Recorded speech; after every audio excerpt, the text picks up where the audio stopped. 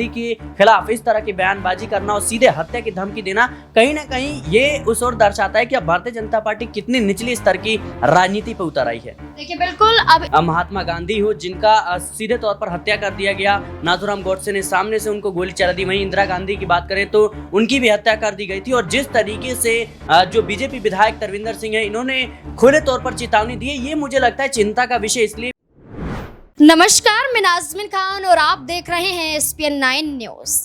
Congress party से सांसद और लोकसभा नेता प्रतिपक्ष राहुल गांधी जब से विदेश दौरे पर गए हैं, उनके बयानों पर भारतीय जनता पार्टी गौर फरमाती हुई नजर आ रही है। भारतीय जनता पार्टी राहुल गांधी के हर एक बयान को ध्यान से सुन रही है ताकि भारतीय जनता पार्टी के तहत राहुल गांधी पर आरोप लगाया जा सके। इससे पहले जब राहुल गांधी विदेश पहुंचे थे तो प्रधानमंत्री नरेंद्र मोदी पर की गई टिप्पणियों को लेकर भारतीय जनता पार्टी ने सीधे तौर पर राहुल गांधी को लेकर ये कहा कि विदेश की धरती पर देश के प्रधानमंत्री नरेंद्र मोदी का अपमान किया जा रहा है। राहुल गांधी के खिलाफ भारतीय जनता पार्टी हल्ला बोलती हुई नजर आई थी, लेकिन राहुल गांधी ने तो इस बार विदेश की धरती पर प्रधानमंत्री की तारीफ ही कर दी थी। प्रधानमंत्री की तारीफ करते हुए ये तक कह दिया था कि मेरी उनसे कोई दुश्मनी नहीं है, बल्कि मुझे मालूम है कि देश के प्रधानमंत्री नरेंद्र मोदी किस तरीके से काम करते हैं और उनके काम करने का तरीका अलग है। मैं उनके समर्थकों के रूप में देखा जा सकता हूं, मैं उनकी तारीफ करता हूं, सम्मान करता हूं। यहाँ पर राहुल गांधी ने प्रधानमंत्री की तारीफ तो की, लेकिन राहुल गांधी ने एक ऐसा बयान दिया जिस बयान के आधार पर अमेरिका में तो सवाल नहीं उठे, लेकिन देश की धरती पर सवाल उठते हुए नजर आए। राहुल गांधी ने ये कह दिया कि जो सिख समुदाय होते हैं उन्हें इस बात का डर सताता है, पगड़ी और जो कड़ा है आखिरकार उसको कैसे बरकरार रखेंगे। यानी कि ना सिर्फ देश में बल्कि विदेश में जाकर सिख समुदाय को इस बात का खतरा, इस बात का डर सताता है कि वो अपनी पगड़ी की रक्षा कैसे करेंगे। इसी के साथ साथ सभी धर्मों को कहीं ना कहीं डर जरूर है और अपने धर्म के बचाव को लेकर हर कोई आगे आता है। राहुल गांधी ने जैसे ही ये बयान दिया, वैसे ही भारतीय जनता पार्टी के पूर्व विधायक और भारतीय जनता पार्टी के नेता तरविंदर सिंह ने राहुल गांधी पर हमला साध दिया। राहुल गांधी को लेकर क्या कुछ कहते हुए नजर आए, देखिए जरा। राहुल गांधी बाज आजा, ऐसे आने वाले टाइम में तेरा भी वो हाल होएगा राहुल गांधी जो तेरे दादी का हाल है। तरविंदर सिंह ने राहुल गांधी को लेकर ये तक कह दिया कि राहुल गांधी सुधर जाइए वरना आपका हाल भी आपकी दादी जैसा ही होगा। यानी कि जान से मारने की धमकी सीधे तौर पर भारतीय जनता पार्टी के नेता तरविंदर सिंह देते हुए नजर आए। लेकिन जैसे ही तरविंदर सिंह का बयान सामने आया, भारतीय जनता पार्टी के समक्ष कोई भी यहाँ पर चुप्पी तोड़ता हुआ दिखाई नहीं दिया। अब सवाल यहाँ पर कई उठते हैं कि आखिरकार राहुल गांधी पर इस तरीके की टिप्पणियां तो की गई, लेकिन भारतीय जनता पार्टी इस बार मौन क्यों नजर आई। और वहीं राहुल गांधी एक बड़े नेता के रूप में देखे जाते हैं, राहुल गांधी पर ऐसे शब्दों का इस्तेमाल करना कहां तक जायज है। इससे जुड़े हुए कई और तमाम सवाल हैं। मेरे साथ मेरे सहयोगी सिराज मौजूद हैं। सिराज, क्या लगता है राहुल गांधी को लेकर जिस तरीके से तरविंदर सिंह कहते हुए नजर आते हैं कि आपका हाल आपकी दादी जैसा होगा, इस तरीके के शब्दों का इस्तेमाल करना कहां तक जायज है और क्या भारतीय जनता पार्टी अब इस मुद्दे में जो चुप नजर आ रही है इसके पीछे क्या वजह हो सकती है? क्योंकि भारतीय जनता पार्टी के नेता ने ही ये बयान दिया है, इसलिए वो कुछ नहीं बोलेंगे। अगर विपक्ष की पार्टियां बोलती तो कहीं ना कहीं भारतीय जनता पार्टी इस मुद्दे को बड़ा बनाती हुई नजर आती। जी देखिए, अपने आप में एक विवादित बयान जरूर है, क्योंकि देखा जाए देश के इतिहास में चाहे वो महात्मा गांधी हो जिनका सीधे तौर पर हत्या कर दिया गया, नाथूराम गोडसे ने सामने से उनको गोली चला दी। वहीं इंदिरा गांधी की बात करें तो उनकी भी हत्या कर दी गई थी। और जिस तरीके से जो बीजेपी विधायक तरविंदर सिंह है, इन्होंने खुले तौर पर चेतावनी दी है, ये मुझे लगता है चिंता का विषय इसलिए भी है क्योंकि ये देखिए भारतीय जनता पार्टी के खेमे से हैं और इस वक्त सत्ता में है भारतीय जनता पार्टी। और जाहिर सी बात है चिंता का विषय इसलिए भी है क्योंकि राजनीति में अगर आप उतरते हैं तो जो सत्ता पक्ष हो या विपक्ष हो, इन दोनों के बीच विचारों की लड़ाई होती है, ना कि जो कह सकते हैं निजी लड़ाई होती है। और जाहिर सी बात है जिस तरीके से यह बयान है अपने आप में एक बड़ा बयान है। और क्या राहुल गांधी की हत्या की कोशिश की जाएगी इस बीजेपी विधायक के द्वारा? और सीधे तौर पर देखिए बीजेपी की जो बीजेपी की चुप्पी है ये भी अपने आप में एक बड़े इशारे की संकेत देती है, क्योंकि देखिए कांग्रेस ने खुले तौर पर मांग की है कि प्रधानमंत्री नरेंद्र मोदी के रहते हुए उनके नेतृत्व में सरकार चल रहा है, लेकिन इस तरह के जो विधायक है वो बयान दे रहे हैं, क्या प्रधानमंत्री इसको बर्दाश्त करेंगे? एक नेता प्रतिपक्ष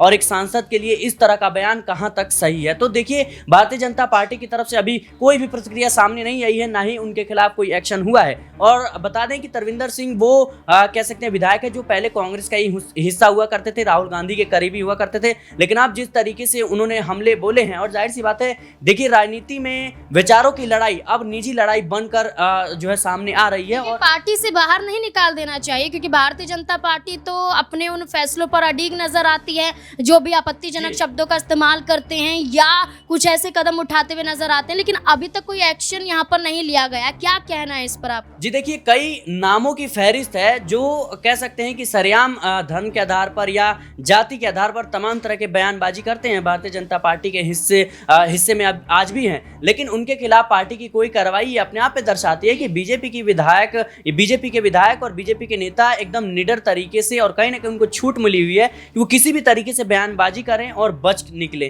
तो मुझे लगता है कि ये बयान काफी ज्यादा सवालों के घेरे में इसलिए भी है क्योंकि नेता प्रतिपक्ष के तौर पर राहुल गांधी के खिलाफ इस तरह की बयानबाजी करना और सीधे हत्या की धमकी देना कहीं ना कहीं ये उस ओर दर्शाता है कि अब भारतीय जनता पार्टी कितनी निचली स्तर की राजनीति पर उतर आई है। देखिए बिल्कुल, अब इस पूरे मुद्दे पर कांग्रेस की तरफ से क्या कुछ कहा जा रहा है वो भी देखिए जरा। सबसे पहले तो जो राहुल जी ने बात कही हम उसका स्ट्रांगली समर्थन करते हैं। सारे पंजाब में भारी पैमाने पर उनको इस बात की सपोर्ट मिली, क्योंकि जो भी उन्होंने कहा काफ़ी हद तक उसमें असलियत थी।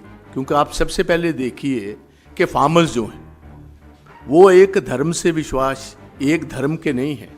जो एजिटेशन चली इधर 11 महीने, मैं भी तब मेंबर ऑफ पार्लियामेंट था, और वो एजिटेशन अकेली पंजाब तक कन्फाइन नहीं थी, सारा हरियाणा उसमें इन्वॉल्व था, राजस्थान था, यूपी के बॉर्डर के लोग थे, वेस्टर्न यूपी के थे, दिल्ली के थे, उत्तराखंड, बहुत दूर से साउथ इंडिया के भी लोग आ चुके थे, इधर आए हुए थे। मगर आप देखिए कि 11 महीने बीजेपी की गवर्नमेंट ने इतना भी नहीं किया कि बॉर्डर पर हमारे प्राइम मिनिस्टर ने टाइम भी नहीं निकाला कि 10 मिनट जाकर जो किसान भाई देश का पेट पालते हैं उनकी हम जेन्युइन डिमांड्स जो हैं उनकी बात तो सुन लें।